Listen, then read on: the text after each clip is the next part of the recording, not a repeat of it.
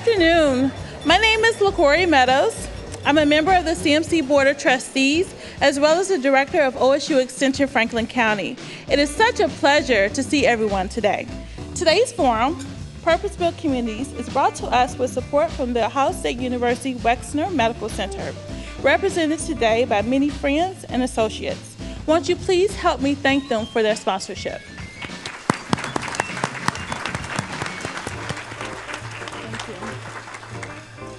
Revitalizing communities and breaking the cycle of intergenerational poverty is a serious undertaking.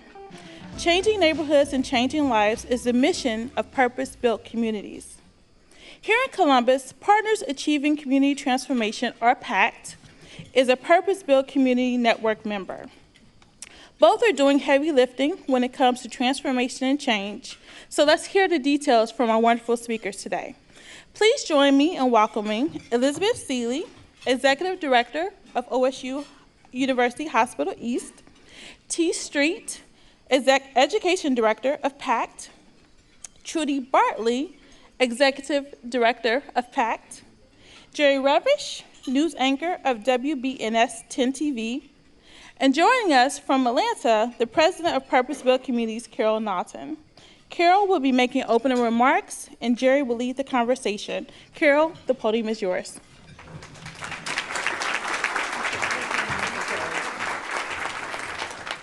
Good afternoon, everybody.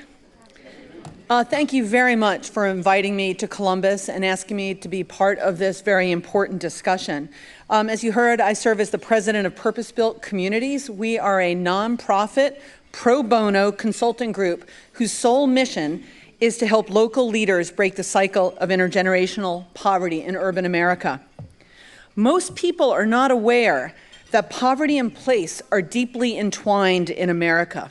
Let me paint the picture for you.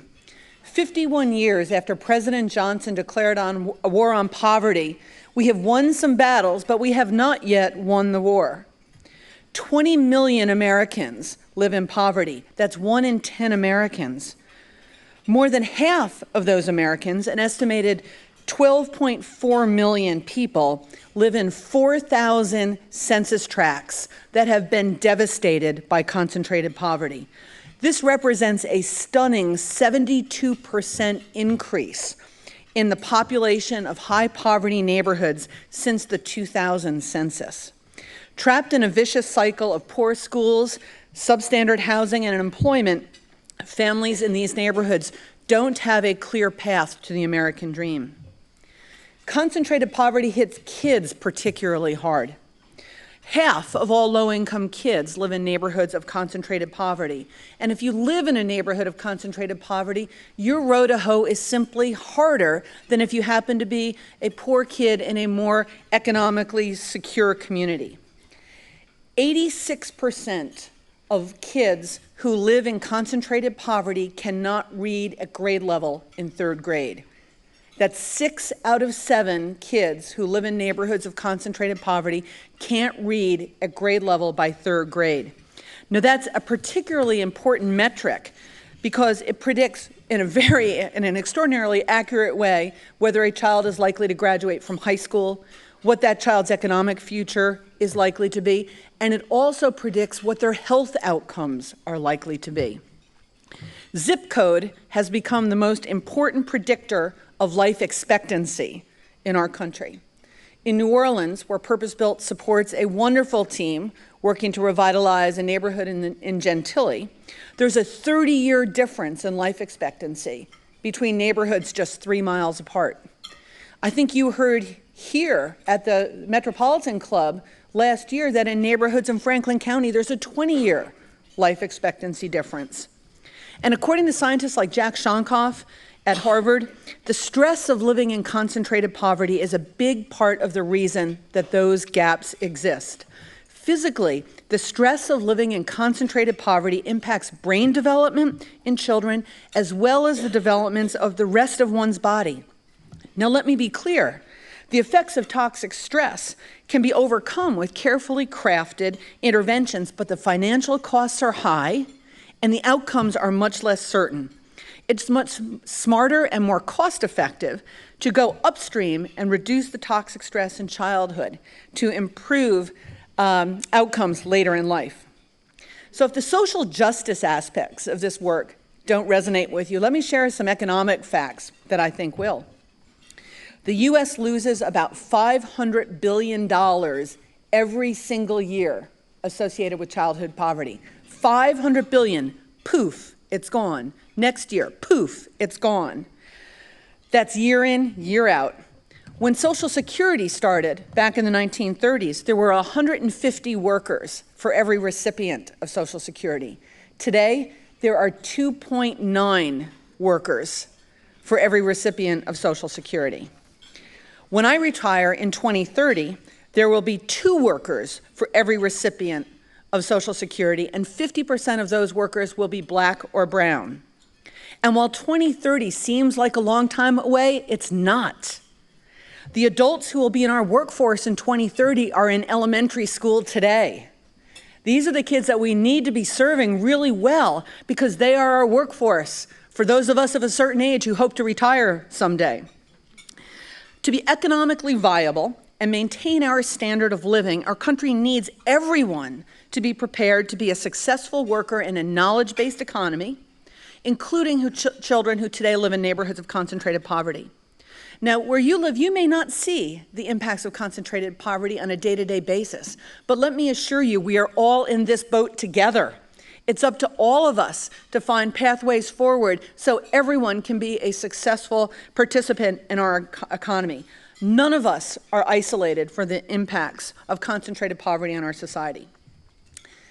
So I can hear I've created a pretty bleak picture. But hope is not lost. There is a pathway forward. And in fact, there are many pathways forward. And I want to talk about one in particular today. So Purpose-Built Communities has looked at all this data around the country, and we've estimated that within those 4,000 census tracts, that's about 825 neighborhoods of about 15,000 people each. 825, that's doable. If you average it around the country, it's 16.5 neighborhoods in every state. Now, obviously, the average isn't the right way to figure it out, but if you think about a state like Ohio, a mature state with a mature economy and a high population, my back-of-the-envelope calculation tells me that there's about 25 neighborhoods like this across the state. That, again, is doable. Purpose-Built offers one way to approach revitalizing neighborhoods to create deep, broad, and durable pathways out of poverty for low-income families while creating sustainable neighborhoods that serve everyone beautifully. Our model for neighborhood revitalization comes from our experience in the Eastlake neighborhood of Atlanta, as improved on what we've learned and, in fact, stolen from other really smart people around the country over the last 6 years. Now, I've been working on this revitalization in Atlanta for 21 years. I was a child when I started that work. But I say this to tell you that when you're thinking about creating a platform that will lift families up and out of poverty and breaking the cycle of intergenerational poverty, it doesn't happen in a 3-year grant cycle. It's long-term, sustained work that requires incredible intentionality. So let me tell you about Atlanta, just briefly. So what was once the highest crime neighborhood in Atlanta is now one of the very safest. Distressed public housing has been replaced with high-quality mixed-income housing with deep affordability built permanently in. So as the neighborhood has improved, there's been a great place for low-income families to continue to be able to live. Children in the neighborhood go to one of the highest-performing schools in the city, a mixed-income school that serves more low-income kids than any other school in Atlanta, and where those low-income kids outperform the non-low-income kids around the city and the state, where the boys perform every bit as good as the girls, where public housing residents' incomes are 5 times higher than when they started 20 years ago, where everyone works unless they're elderly or disabled, a neighborhood where both the human capital and the real estate revitalizations are sustained by excellent education. So our holistic neighborhood revitalization model has 3 key elements to it: high-quality mixed-income housing, a cradle through college education pipeline, and the kind of health and wellness programs and facilities that help everyone meet their full potential. But the secret sauce to our approach is in the magic of what we call a community quarterback, a newly created nonprofit whose only reason for existence is to make sure that this complex, cross-sectoral, long-term work is accomplished with excellence and accountability. Community quarterback organizations have boards made up of civic and business leaders who are willing to use their relationships, their chits, and their access to capital to help move the initiative forward. Community quarterbacks typically hire a very small staff of high-quality individuals who manage the initiative going forward. Now, I have to tell you, this sounds really simple, but it's not. It's incredibly hard work, but it makes a difference. Purpose Built is now supporting 15 neighborhood initiatives around the country, and we're vetting 40 more, including some others here in Ohio. It's really, really hard work, as I've mentioned. For Purpose Built, I was in 11 cities last month. I'm tired. But as tired as I am, the hard work is what happens locally. It's what local leaders do to create the infrastructure that allows families to reach their full potential. And frankly, nobody across the country is doing a better job at this than PACT, Partners Achieving Community Transformation. Formed by the city, the Ohio State University, and the Columbus Metropolitan Housing Authority, PACT serves as the community quarterback on the Near East Side.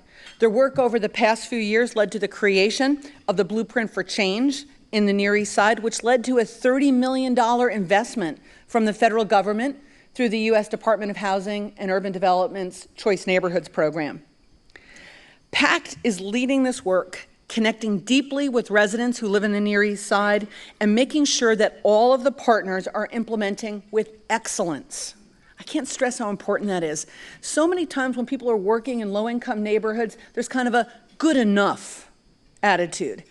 I will challenge you that good enough is not good enough for kids who aren't going to get a second chance, for neighborhoods who aren't going to get a second chance.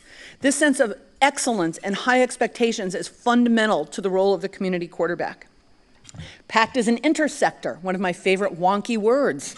They are at the nexus of public, private, and nonprofit sectors. And because the leadership understands how all of these sectors work, they're in a position to help make sure they can all work together effectively. So I could talk about PACT all afternoon, but I will not. I'd like to sit down and open the conversation to the real experts, the folks on the ground who are doing this work every day. Thank you.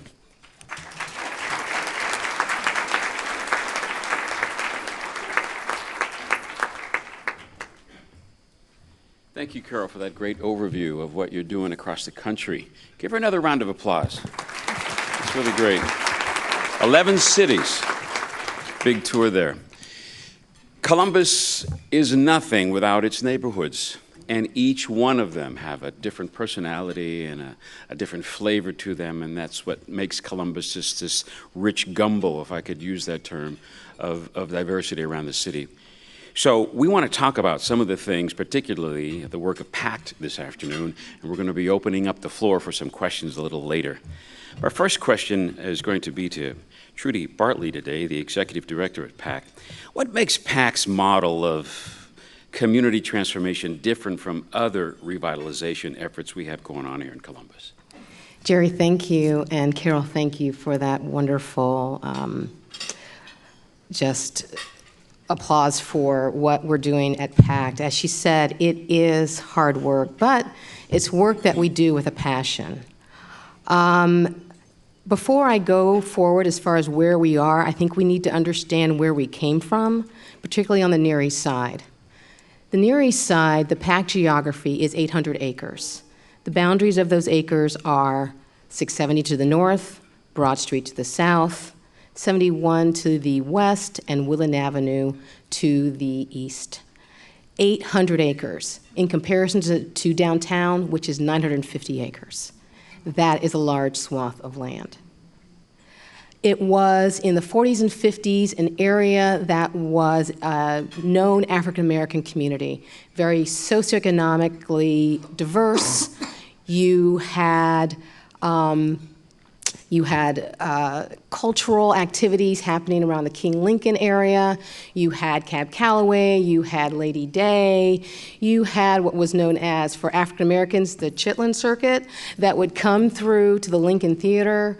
You had grocery stores on Greenway. There was a Sohio on Long and Ohio. There was access to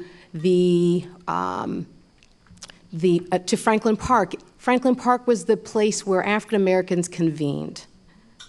It was a great community, and it was a community where I was raised. I lived across from Franklin Park. I listened to the East High Marching Band when I woke up in the morning. My dad took me to Ohio Day Nursery on Ohio Avenue. He had a dentist's office on Mount Vernon.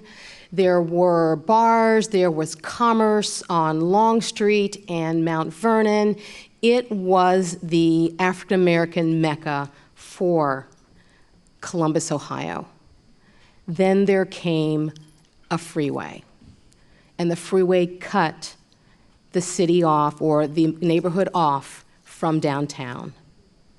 Then you had fair housing laws, where individuals who had the opportunity to leave and go elsewhere and to integrate into other neighborhoods did. We started with, let's say in the 40s and 50s, a population of about 50,000. Today, we have a population of 7,700. And that has happened over a 40-year period. So it's looking at not where we were and becoming that again. It's looking at what we can become, understanding the demographics, understanding where our adults are, understanding where our children are, understanding what the workforce development issues are, what the safety and health and wellness issues are. And that's what PACT does. We are the community quarterback that went to the neighborhoods and asked the residents, what are your aspirational goals? We had lessons learned from Nationwide Children's. We had lessons learned from Wyland Park, and we said, let's look at the best practices and let's look at some of the things that didn't work out so well, and let's talk to folks in their homes, at coffee shops, and find out exactly what their priorities are for their neighborhood. And from there came 5 focus areas: education, housing, health and wellness, safety, and workforce development. Now, many times in community development, you will see everyone doing something one by one. We use a holistic approach because we think that you've got to do it all together in order to make a difference. It's got to be place-based. But the one thing we do know with PACT, looking at what the information that we gathered, that education is the key to keeping people in the neighborhood and bringing people to the neighborhood. We looked at our schools, we talked to purpose-built communities, and we said we want to focus on the 7 schools in our feeder pattern and make them great. And we partnered with the help of Dr. Gabby to look at putting together the health science academies. And the health science academies, which Tei Street, who's director of education, will discuss, are 7 schools, 5 elementary schools, 1 middle school, and 1 high school. And what we've done is that we've created curriculum, we've created applicability, and we've created a family university that really looks holistically as far as how do we assist the families, being not teaching them how to parent, but how to be advocates for their youth, looking at the curriculum and really kind of putting it together with a health science focus in a thematic, not saying that everyone will go to allied medical health, but be prepared for whatever type of opportunity that comes before them, and then also putting together that family component. So therefore, we have everyone working together for the best interests of our youth. For housing more so, we are not a housing expert. We are a nonprofit, and we stay in our lane. We bring the resources and the expertise to bear for those programs, initiatives, and projects that are outlined in the community, in the investment for community development. So, as I said, we have Don Tyler Lee, who I believe may be here today, who was our initial executive director, who put together the engagement and planning component. We took that information, worked with Ohio State University, Columbus Metropolitan Housing Authority, and we were granted a Choice Neighborhood Planning Grant. We were able to take the information that we gathered from the residents, and we were able to do a deeper dive. And that Choice Neighborhood Planning Grant resulted in our grant for community investment.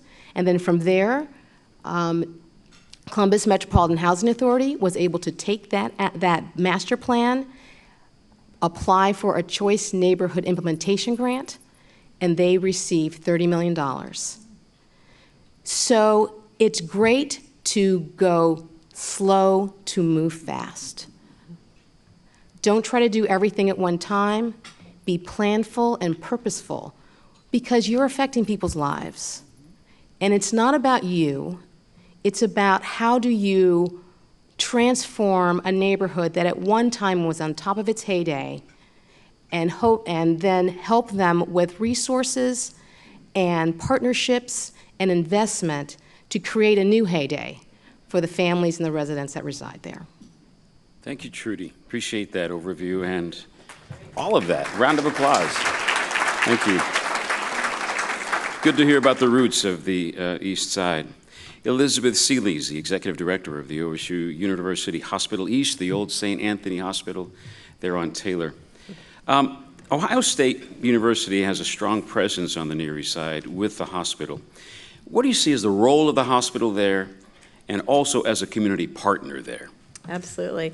I see those roles as really being intertwined. So when you look at the Ohio State University and the Wexner Medical Center and the hospital all working together in collaboration with PACT, if you think about the university and its land grant mission, that comes to play with our efforts in PACT. We have a commitment and an obligation and a responsibility to improve our communities. The medical center has a mission and a vision of improving people's lives. And so with PACT, all of those things come together.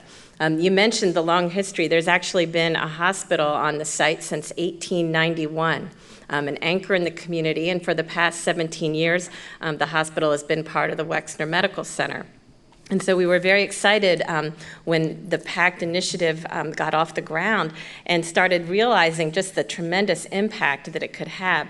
And as we think about the evolution of healthcare and where that's going in the country, moving away from historically, collectively, we've treated illness, moving toward treating health status and helping people lead healthier lives. Health just isn't about receiving care. It is about the neighborhood that you live in and the statistics that Carol shared and the interplay between the social determinants of health and housing and job opportunities and education. All of those things fit together. But clearly we do have a role in healthcare, and so one of the things that we've done that's been evolving is the purchase of the outpatient facility at the corner of Taylor and Leonard Avenue. So we're not just a hospital, we're actually also an outpatient place where as primary care and preventive care becomes more and more important to improving health status, we provide access to that. You may have been here last month to hear the leaders of the health systems in Columbus talk about the Franklin County Health Map 2016 and the needs that we have in this community, and access to primary care is one of those needs. So at our outpatient facility, we have family medicine, we have general internal medicine providing that access to care. Chronic care is another need. We have people in our neighborhood that are suffering from diabetes, from heart disease, from any number of chronic conditions. And now at our outpatient location, we're providing access to specialists to treat those conditions. For our patients in our diabetes program, we have a garden on the roof of the building where they're growing food and then working with a nutritionist to learn how to utilize that food to have healthier lifestyle choices. The other thing that we're doing is, obviously, as a university, we're training the future of health professionals. So, for instance, physicians that may want to practice in an urban setting, through our Department of Internal Medicine, we have an urban residency training track where those individuals can learn and discover how to practice in that urban setting. Our College of Nursing with the university has set up a nurse practitioner-based total health and wellness clinic that not only provides primary care, but in the hospital also coordinates with mental health services and with pharmacy and nutrition, all those things coming together, which is truly an innovative model. So we're working hard to deliver those services that are needed, and a number of them, were discussed in the needs of the community, not only through PACT, but also through this planning effort related to meeting health needs.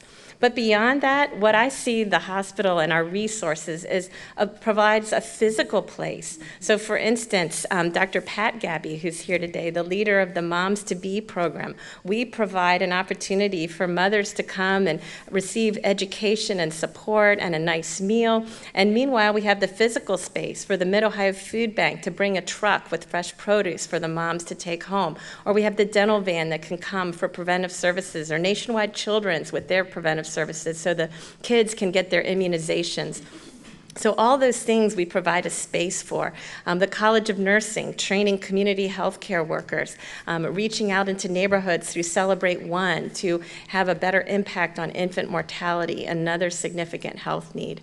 So, and then finally, I wouldn't be remiss, and I'm not going to steal Tei's thunder, but our Health Sciences Academy that you heard Trudy mention, our healthcare professionals across the hospital and the Wexner Medical Center are so excited to be part of this initiative, whether that's participating in white coat ceremonies with the kids when they get their white coat, or clapping in the students when they come back to school, or providing a guest lecture as part of the curriculum, or going to a health career fair where students can learn about all the different choices, everything from clinical engineering to a sleep lab technician, careers above and beyond what you might traditionally think of in terms of healthcare opportunities. So there are just so many ways that this all comes together, and that's what makes our work with PACT so exciting, and our role as a hospital, as a medical center, and a university, holistically addressing these things and not just trying to deal with the issues one at a time, whether it's housing or education,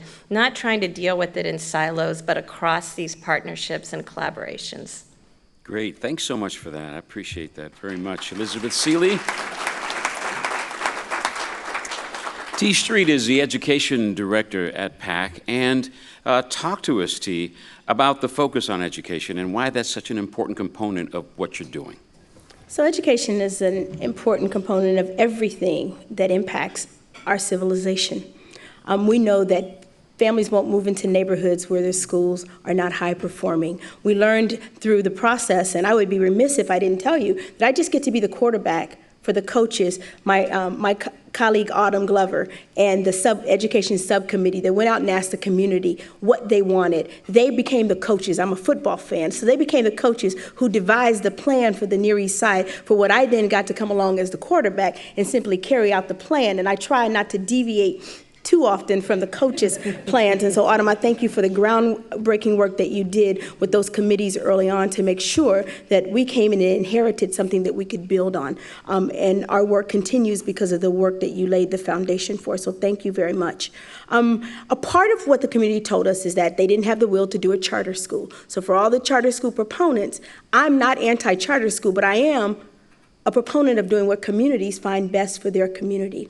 And so based on what they told us they wanted, we knew that we had to roll up our sleeves and come to the table with our public school district, which is Columbus City Schools. It was about a 1.5-year process of talking back and forth about what our needs were, where we wanted to go, that we needed innovation that the district had not yet done, that we needed some folks who were dedicated specifically to these 7 schools.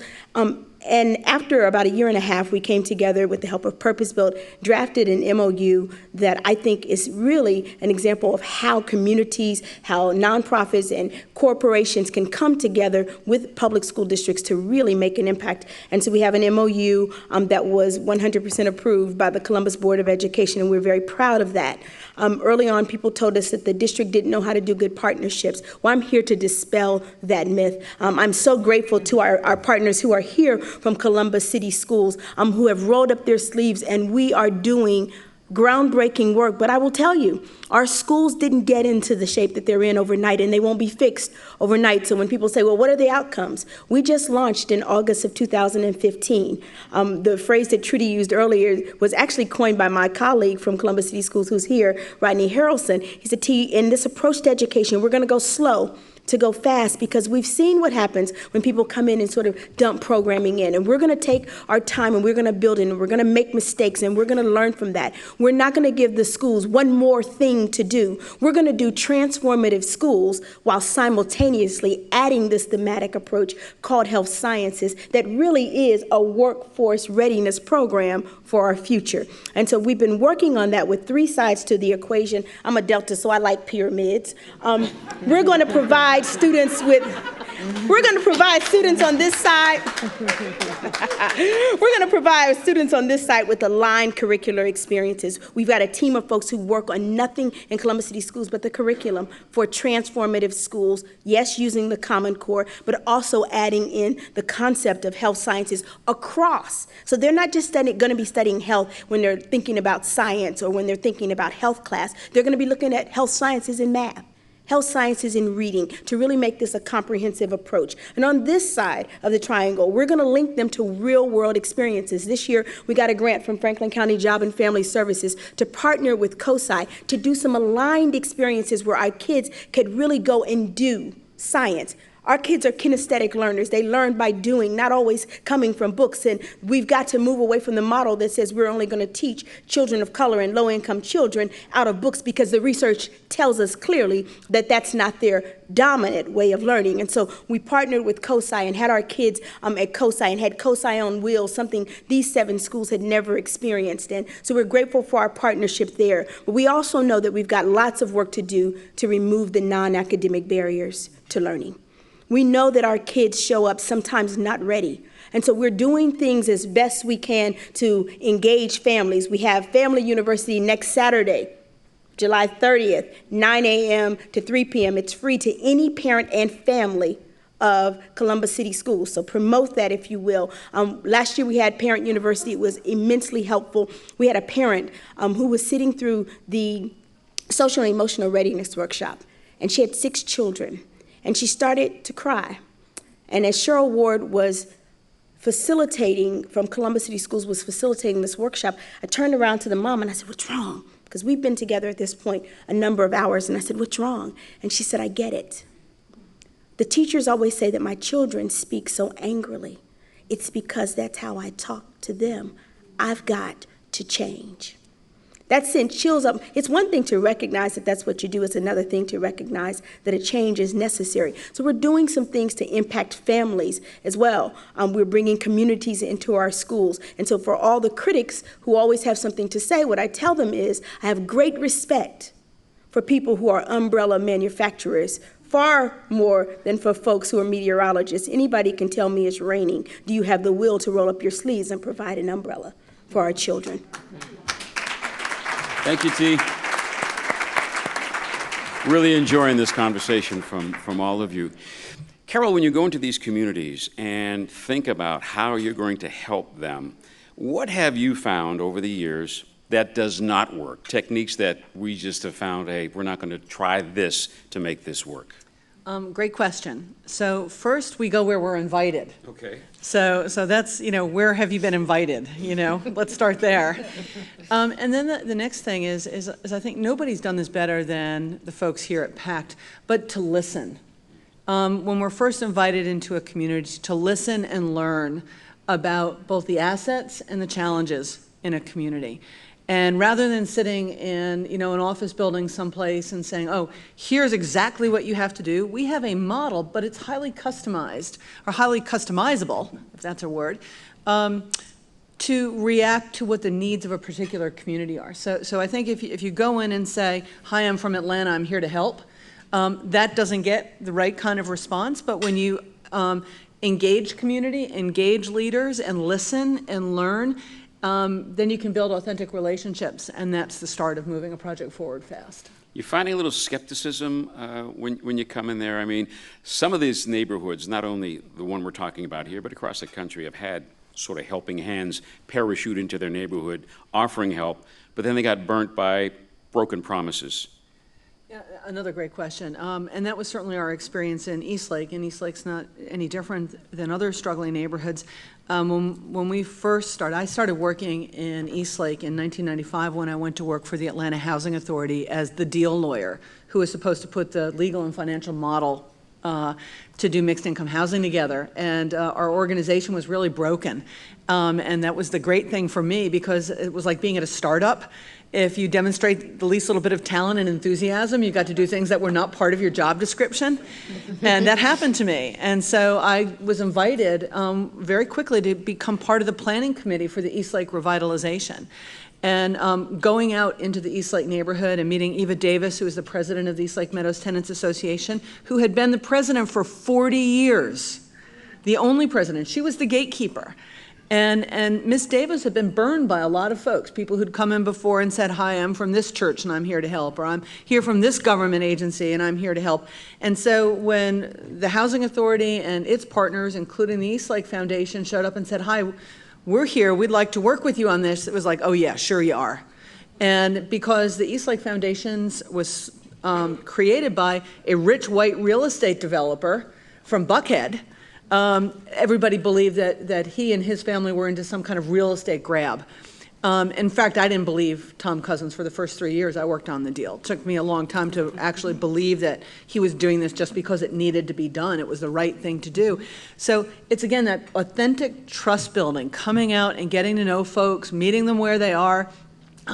My biggest mistake when I went out to the community first is I tried to treat the community like they were a corporate real estate client. So, you know, if you're a corporate lawyer like I was, you know, you put on your armor and you go into a client meeting and you have all of the answers, right? You don't ever want to look like you don't know anything.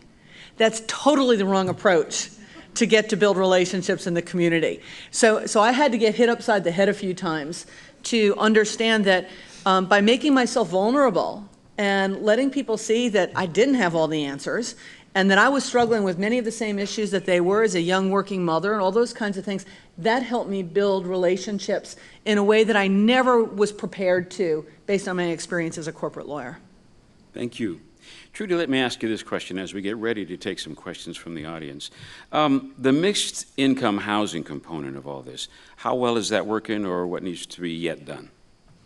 With the mixed income housing component, that really is a CMHA through the Choice Neighborhood Implementation grant. And at this point in time, you may go down Champion Avenue and you'll see 100 new units of senior housing on Champion. And that is miraculous. When you think about what was there, which had such history and heritage for the Near East Side, but what you all see right now is a place for seniors to live and to go across the street to the Intergenerational Center for programming. It is just, it's a delight to see that there is starting to be that revitalization and that vibrancy in the neighborhood. With CMHA and Poindexter, that was 26 acres. There are 2 buildings that are currently left that are looking to be repurposed moving forward. However, there will be 449 new units on that space. And they will be mixed income, and CMHA is using a little bit of the formula that Purpose-Built did for Eastlake, looking at a third and a third and a third, a third low, a third moderate, and a third market rate. Because you want to have a mixed income community, much like the Near East Side was, where people see and model after other people what they see. They model seeing people go to work.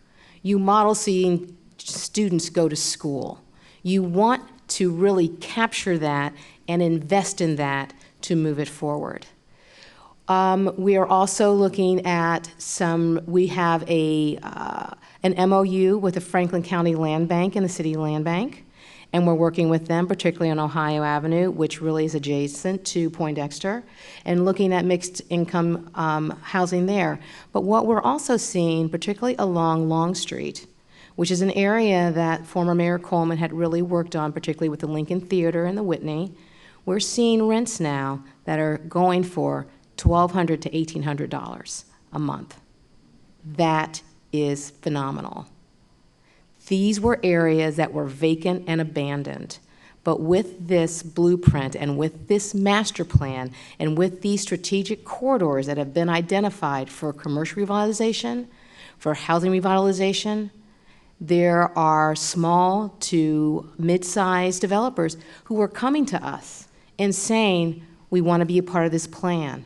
We want to be a part of your strategy. We want to understand exactly what your design standards are, because we want to be a part of this because we think this is going to be successful. So again, it took a long time for it to get where it is right now, and it's going to take more than 5 years to even get it out of where it is currently. But with time and good people who are passionate about the work, looking at not only housing, but looking at the education, looking at the workforce development for the adults, looking at safety and health and wellness, we will get there. Thank you so much. It is a CMC tradition to take audience questions, and that's where we are now. The mic is right here in the front part of the room. Please state your name as you come up, ask your question, and we will thank you in advance for not making long editorial comments, okay? So let's proceed with our first question. So, thank you very much, and thank you, panelists. I'm Jim Coe with WCBE NPR Radio. I live in a neighborhood, and I'm not trying to put Trudy on the spot at all, but I am mildly curious. What's the plan? And I understand the 5-year and 10-year aspects of it, but what's the plan with Taylor Avenue? Taylor Avenue. Or for people that don't live there, the gateway to the Near East Side. It is a gateway. Off 670. Exactly. It's a gateway to the Near East Side. It's the gateway to two of our major assets in the area, that being Cure Point East and OSU Hospital East. When you drive down if you drive down Taylor Avenue at this point in time, you will see vacancy and abandonment and blight. You will see gates around houses that are about to fall down. And as I said before, we are currently working with the City Land Bank. Anything that was in the land bank within that 800 geography goes to PACT first. We do have developers who have called the land bank and have asked, and we talk to them, to tell us exactly what our plans are for the future. As I said, those individuals were looking for what are your design standards, what are your plan, because we want to be a part of that. They don't want to be the outlier. They want to be a part of revitalization, because when you look at where the geography is, we are a gem. We are between Bexley and downtown. We are right down Broad Street. Long Street goes right through our geography, and then there's 670. So there are other neighborhoods that are being revitalized, but when you look at the walkability, particularly with the cultural wall now, between the Near East Side and downtown, when you look at the schools that are just right across the bridge, and you're looking at housing for students, we're right across the bridge, and we're affordable. We're affordable now. But what we're trying to do is keep people where they are and also bring new individuals in. So it's not about gentrification. It's about having a balance of keeping the neighborhood whole. Now, acknowledging what you said about the decrease in population over the last 60 years, and realizing that we need a grocer in the neighborhood, from your conversations with grocers, what do they need to have as far as number of rooftops before they're going to make that investment in a community? Of course, everyone knows that there's a formula for groceries, looking at disposable income, looking at rooftops. 7,700, not looking at us right now, even to the point of a Save-A-Lot or an Aldi's, which we don't necessarily want in the neighborhood, but they are really kind of skittish about looking at us as well. We've got to look at what's happening with CMHA, with Poindexter. We've got to look at what we're doing along Taylor Avenue. But there are also tipping point areas within the geography that are going to take care of themselves. And those are those beautiful homes that you see between Broad Street and Long Street, and they're the homes between Woodland and Taylor. People are coming up and they're buying them and they're renting them or they're living in them.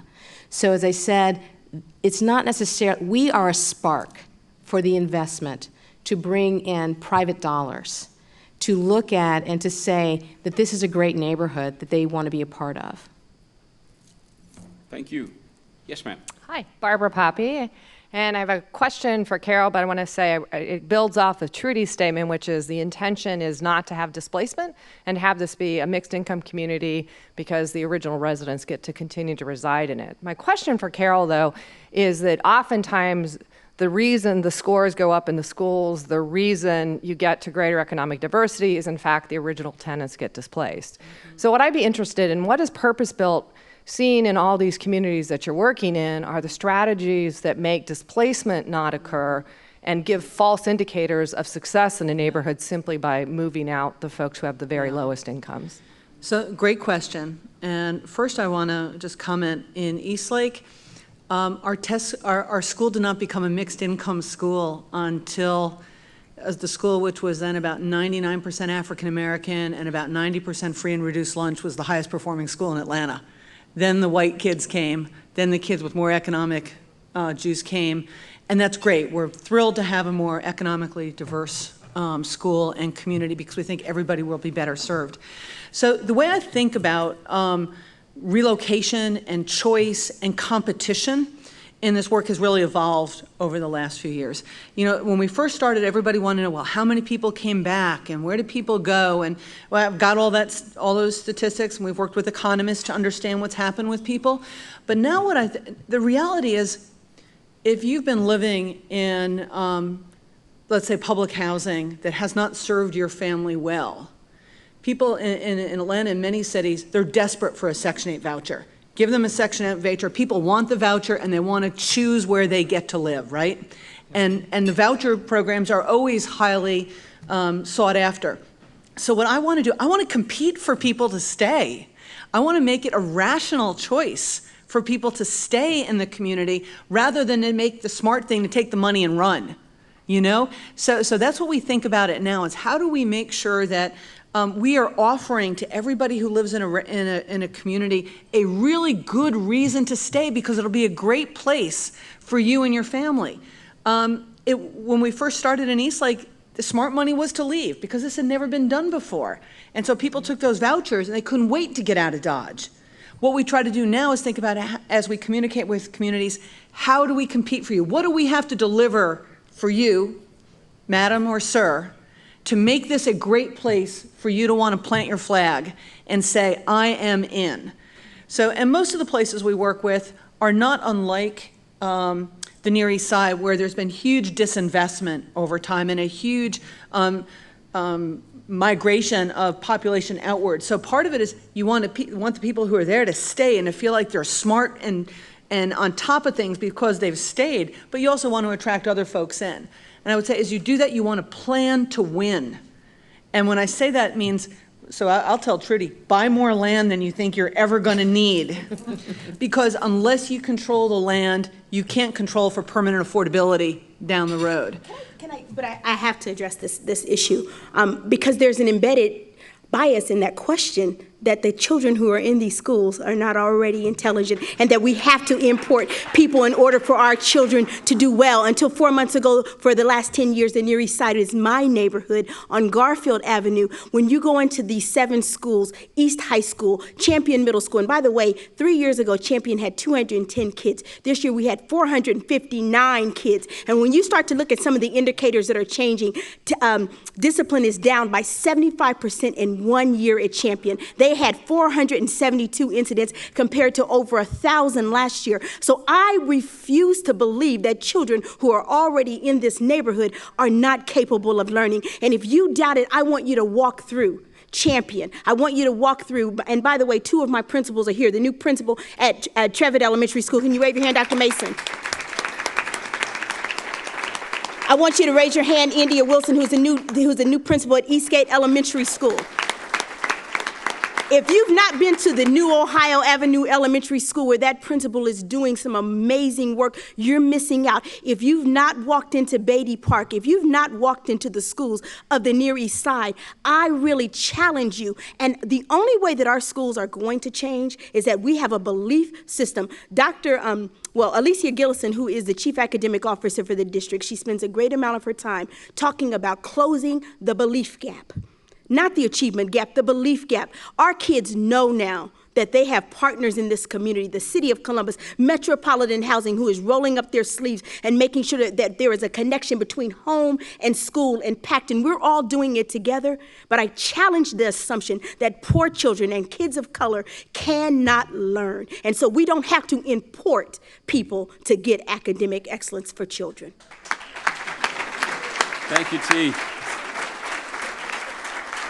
Fred Needham, and along with the criteria we have with the education and the development with the housing and so on, then a critical factor becomes the employment, because you have to have jobs. You're talking about how the neighborhoods were cut off with the freeways, and so that made it difficult to. So we have both the employment and then the support factor of that is the transportation to go along with it.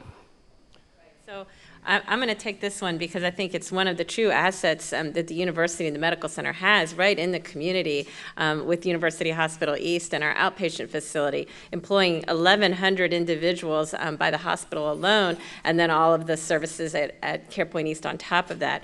So, but what we need is a qualified pipeline of individuals coming into those job opportunities, and that's really the beauty of the health sciences academies. Is it's not going to be immediate, someone graduating high school, but showing the opportunities that are available. We need people who meet the criteria that those jobs, they're great jobs that offer, and we have a full spectrum of mixed income jobs across the medical center and across the hospital and in the outpatient setting. And so providing the inspiration, but then providing not only the inspiration, but here's how we're going to get you there through meeting these standards so that people are qualified to go on to further education and have that opportunity to then advance into those job opportunities, because as a major employer, we're there.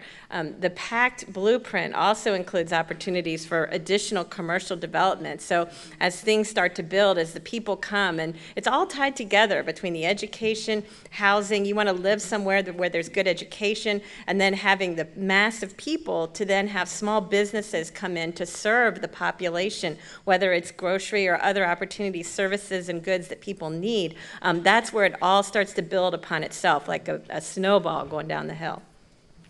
I just love it when we run out of time because there are so many other things we could touch on today. Give our panel a round of applause.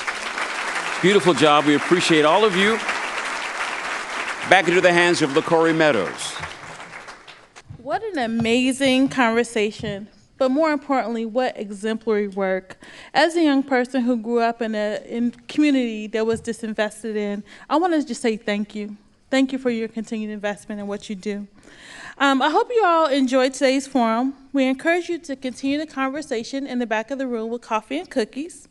You can view and share today's forum and all of our forums on CTV, Columbus Television, on WOSU and PBS affiliates statewide through the Ohio channel, and anytime on CMC's website via YouTube. Please thank our sponsors, the Ohio State University Wexner Medical Center. Thank you so much for sponsoring. As well as our wonderful speakers, Elizabeth Seeley, the amazing Tei Street. I like pyramids too, T. She's fire. Trudy Bartley, Jerry Revish, and our wonderful guest all the way from the city of Atlanta, Carol Naughton. And special thanks to all of you for being here. We look forward to seeing you at CMC again soon. Have a great afternoon.